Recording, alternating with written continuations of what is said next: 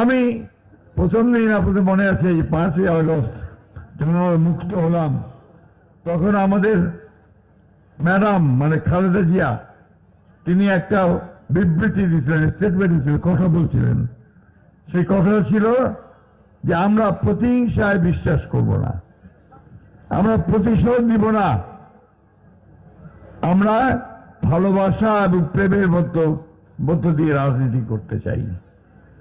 আমি সেই কথাটা আবার আজকে আপনাদের এখানে বলতে চাই যে আমরা কোনো প্রতিশোধের রাজনীতি করতে চাই না। আওয়ামী লীগ যেভাবে মামলা করছে আমরা সে মামলা করতে চাই না। যদি মামলা হয়ে থাকেও আমি আপনাদেরকে কথা বলছি, সমস্ত মামলা তুলে নেওয়া হবে।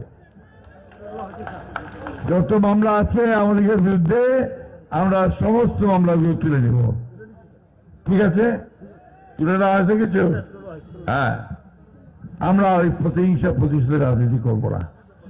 আমরা একটা ভালোবাসা, সৌহার্দ্য, সমৃদ্ধি নিয়ে আমরা চলতে চাই। বন্ধুগণ, আজকে চলে গেছে দিল্লি চলে গেছে না? দিল্লিতে গিয়ে কিন্তু উনি ওখানে শান্তিতে নাই। কেমন করে বাংলাদেশের মানুষের আরো অত্যাচার করবে, নির্যাতন করে ওই পরিকল্পনা করতেছে যে কি 13 তারিখে বলে লকডাউন হবে, আর তার জন্য অন্ধকারের মধ্যে এসে কয়েকটা বাস্তা পুড়ে দিচ্ছে, দিয়ে ভয় দেখাতে আছে। আরে ভয় দেখে তো 15 বছর শাসন করছো, কিন্তু শেষ পর্যন্ত কি পারছো? পারো নাই। আবারও বলছি, শেখ হাসিনাকে বলতে চাই, আর ওইসব পাগলামি করেন না।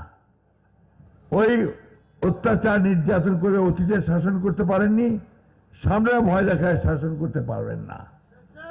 বরঞ্চ বাংলাদেশের জনগণের সামনে 2 হাত তুলে মাপ চান, বলেন যে যা করছি ভুল করছি, ছেলেগুলোকে গুলি করে মারছি, ভুল করেছি, আমাকে আপনারা মাফ করে দিবেন। কেউ বাদ যায়নি ভাই। এই যে ছোট্ট ছোট্ট বাচ্চা, নারী, ছেলেরা আমাদের, তাদেরকে গুলি করে পাখির মতো গুলি করে মারছে। একটা বাচ্চা মেয়ে, সে জানলা ধরে আসছে, দেখতে গেছে, মিছিল দেখতে গেছে, ওকেও গুলি করে মারছে। এই সহিংসতা সে করছে। তারপরে আমরা বলতে চাই যে আমরা সেই প্রতিশোধের রাজনীতি করতে চাই না, আমরা শান্তির রাজনীতি করতে চাই।